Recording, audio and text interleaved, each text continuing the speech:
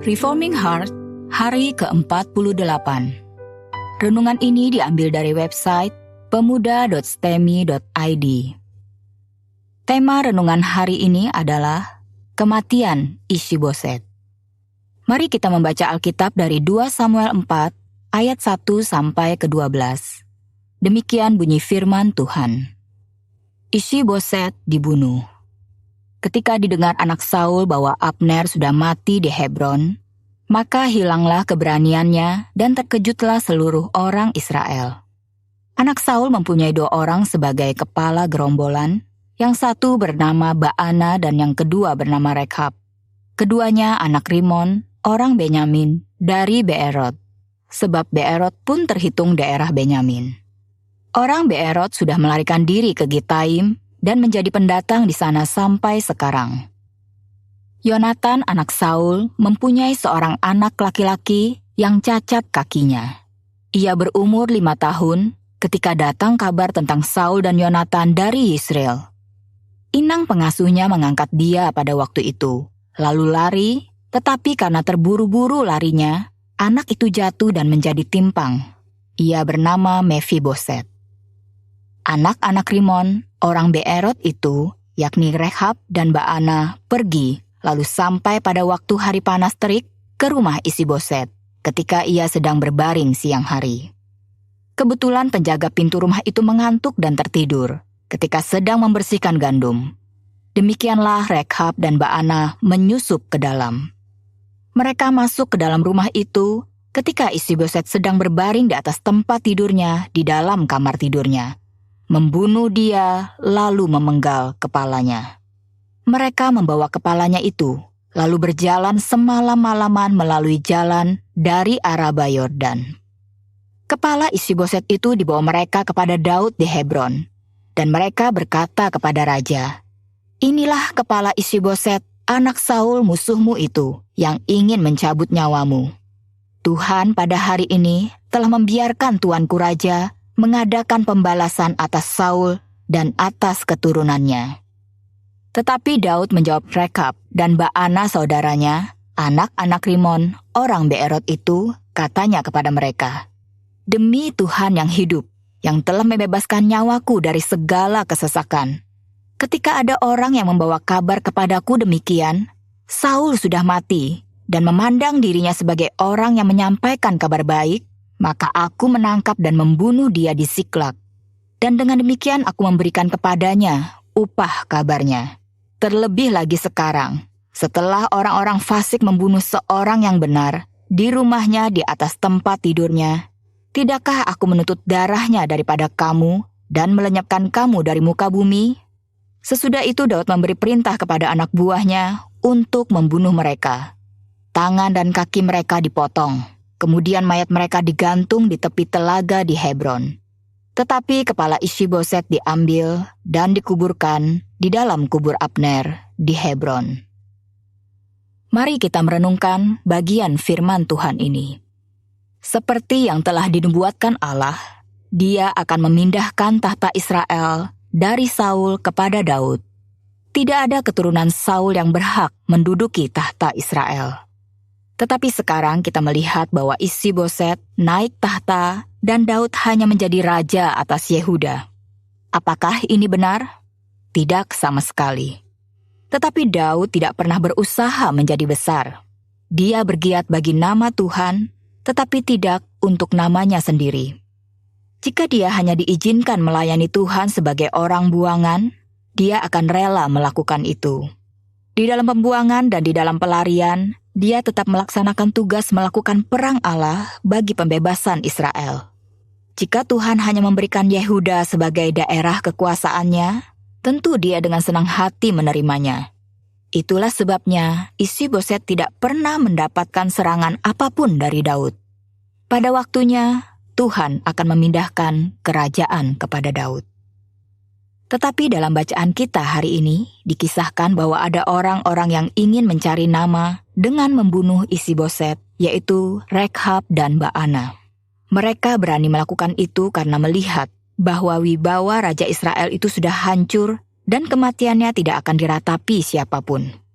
Mereka melihat peluang untuk mendapat tanda jasa dari Daud atas kematian anak Saul itu. Siapakah kedua orang ini? Mereka sebenarnya adalah kepala gerombolan di bawah Ishiboset. Merekalah pemimpin para perampok dan petualang yang berada di bawah kekuasaan Ishiboset. Ayat 1 mengatakan bahwa Ishiboset kehilangan keberanian setelah Abner mati. Menjadi makin nyata lagi bahwa Abnerlah orang yang sesungguhnya paling disegani di Israel. Kematian Abner membuat Rekab dan Baana merencanakan pembunuhan terhadap Ishiboset. Mereka mengira bahwa ini adalah keputusan yang akan membuat Daud menghargai mereka dan menjadikan mereka bawahannya. Bukankah mereka telah menyingkirkan musuh Daud? Bukankah mereka sedang memuluskan jalan bagi Daud untuk bertahta atas Israel? Mereka terus memperhitungkan dampak rencana mereka terhadap perkembangan karir mereka, sehingga mereka lupa memperhitungkan apakah perbuatan mereka itu melanggar firman Tuhan atau tidak. Narasi ini diselingi oleh satu ayat pendek tentang anak Yonatan, yaitu Mefiboset. Ada dua nama Mefiboset di dalam kitab ini. Yang pertama adalah Mefiboset, anak Yonatan. Ini terdapat di dalam ayat 6 dan di dalam 2 Samuel 9 ayat 1 sampai yang keempat. Dan yang kedua adalah saudara Yonatan, anak Saul. Ini tercatat di dalam 2 Samuel 21 ayat yang ke-8. Mengapa ayat 6 menceritakan tentang Mefiboset, anak Yonatan?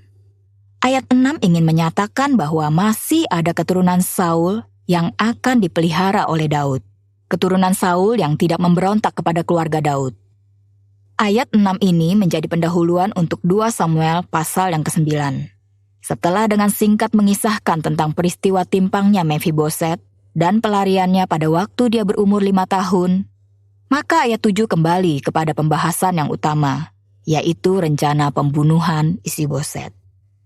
Ayat 5 mengatakan bahwa mereka membunuh Ishiboset pada waktu hari siang. Mereka memenggal kepalanya dan berjalan semalam-malaman untuk menunjukkan kepala Ishiboset kepada Daud. Dalam ayat ke-8, mereka seolah-olah menjadi pahlawan yang menjalankan kehendak Allah. Jawaban Daud sungguh mengagetkan mereka. Orang-orang fasik sungguh tidak bisa memahami cara orang benar berpikir.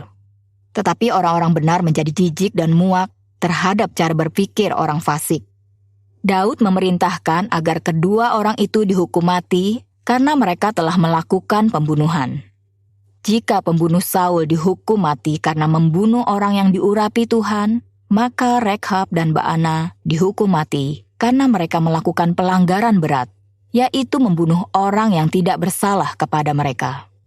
Ayat ke-12 menyatakan bagaimana Daud menghormati Ishiboset sebagai orang besar dan menguburkan kepalanya di dalam kuburan Abner. 3 hal yang terkait dengan renungan hari ini adalah, yang pertama, kaitan bagian ini dengan seluruh kitab 2 Samuel. Selain memperkenalkan Mefiboset di dalam kalimat singkat pada ayat 6, bagian ini adalah bagian puncak dari transisi kerajaan Saul ke Daud. Bagian ini mencatat bahwa pewaris tahta Saul sekarang sudah mati. Bagian ini juga mencatat bahwa raja baru yang akan naik tahta adalah raja yang bijaksana dan mempraktekkan keadilan lebih daripada keuntungan politiknya sendiri. Sebelum bagian ini, ada peperangan antara keturunan Saul dengan keluarga Daud. Setelah bagian ini, Daud menang mutlak. Bagian ini mengisahkan akhir dari keluarga Saul dan tahta kerajaan Saul. Allah sudah mengikis habis tahta Saul sesuai dengan yang telah difirmankannya kepada Samuel. Hal kedua adalah apa yang dapat kita pelajari dari renungan ini. Bagian ini, selain mencatat transisi yang final dari Saul ke Daud, juga membahas tentang sikap Daud terhadap kejahatan. Tidak ada bangsa dapat mengalami damai sejahtera sejati jika bangsa itu membiarkan kekejaman dan ketidakadilan terjadi. Tidak ada orang yang boleh menjadi raja jika dia tidak mempunyai jiwa yang mencintai keadilan dan kebenaran. Allah adalah Allah yang adil. Allah juga adalah Allah yang benar. Itulah sebabnya manusia harus hidup di dalam keadilan Allah dan kebenaran Allah. Daud tidak melihat kesempatan bertahta di dalam pembunuhan yang dilakukan oleh Rekab dan Baana. Dia melihat pelanggaran atas keadilan dan kebenaran. Itulah sebabnya Daud menghukum mati mereka berdua. Kita juga seharusnya menjadi orang-orang yang merindukan kebenaran dan keadilan Allah agar dapat benar-benar terwujud. Tetapi ini bukanlah suatu perkara yang gampang. Ada 3 tahap sebelum kita benar-benar dapat memiliki hati yang benar-benar mencintai kebenaran dan keadilan Allah. Yang pertama adalah kita harus sangat akrab dengan firman Tuhan. Pengenalan yang dalam atas kitab suci membuat kita sanggup mempunyai hati nurani yang peka ketika ketidakadilan dan ketidakbenaran itu muncul. Kita juga sanggup untuk memagari diri kita sendiri, sehingga kita tidak berlaku tidak adil dan tidak benar. Yang kedua adalah kebertundukan kepada Allah harus menjadi sikap hidup kita. Tidak ada orang boleh mengklaim dirinya benar dan adil jika dia tidak tahu sumber kebenaran dan sumber keadilan itu dari mana. Setiap keputusan yang diambil dengan sikap takut akan Tuhan pasti akan lebih mendekati keadilan dan kebenaran Allah. Tetapi keputusan yang dikaitkan dengan pertimbangan untung rugi pribadi akan makin menyeret kita menjadi tidak peka terhadap keadilan dan kebenaran Allah. Yang terakhir, selain harus akrab dengan kitab suci dan takut akan Allah, setiap orang yang ingin menjalankan kebenaran dan keadilan harus memikirkan kepentingan bersama. Siapa yang berfokus pada diri sendiri pasti akan menjalankan kebenaran dan keadilan yang bias karena tidak mempunyai tempat untuk bagian orang lain di dalam dirinya. Inilah 3 hal yang wajib dimiliki seseorang untuk mempunyai sens kebenaran dan keadilan yang sejati. Hal yang ketiga, bagian ini juga berbicara mengenai bayang-bayang Kristus. Kita dengan jelas dapat melihat berkali-kali Daud menjalankan penghakiman dengan tepat. Dia menghukum mati orang yang membunuh raja yang diurapi Tuhan. Dia juga menghukum mati orang yang membunuh dengan kejam. Meskipun demikian, Daud tidak membunuh Yoab. Dia tidak menghukum panglimanya itu, walaupun dia sudah membunuh Abner. Kita mungkin dapat berpikir bahwa Daud tidak membunuh Yoab karena besarnya peran Yoab di dalam kerajaannya.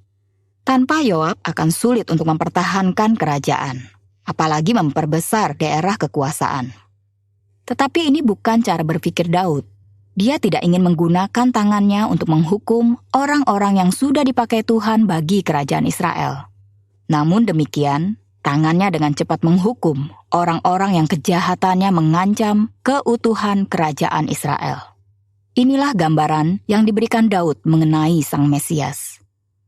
Mari kita membaca dari Mazmur 53 yang berbicara mengenai kebobrokan manusia.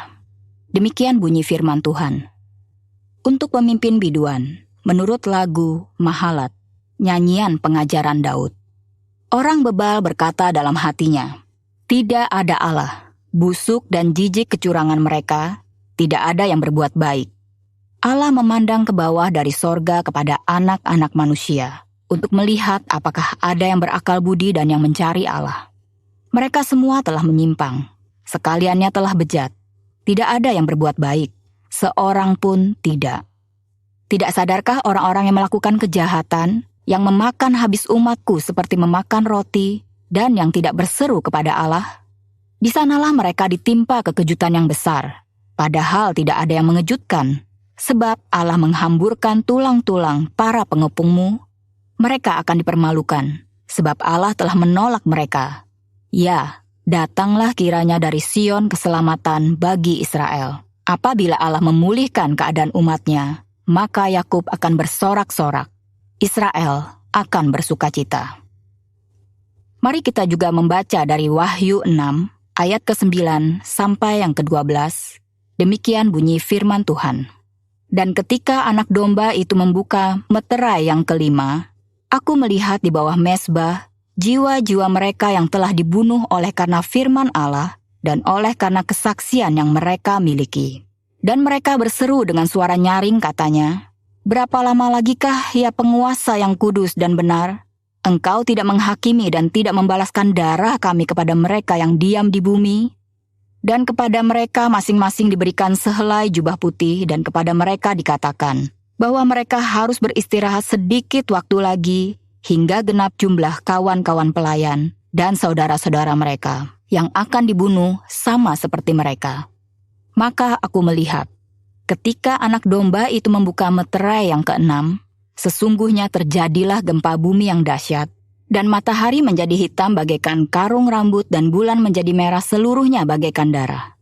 Kristus akan datang untuk menghukum seluruh musuh gereja.